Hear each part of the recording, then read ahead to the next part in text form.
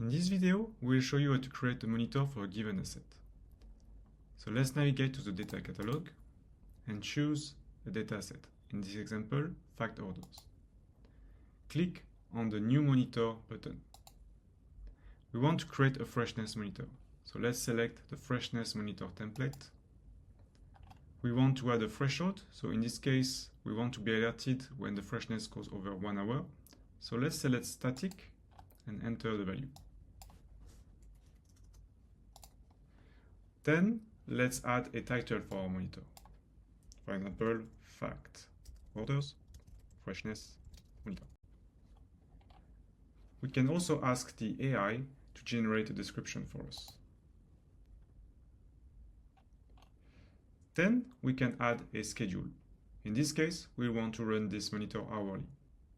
Finally, we want to be alerted when the freshness goes over 1 hour. So we'll select a Slack channel for the notifications. For example, team sales notifications. Finally, we can just save the monitor.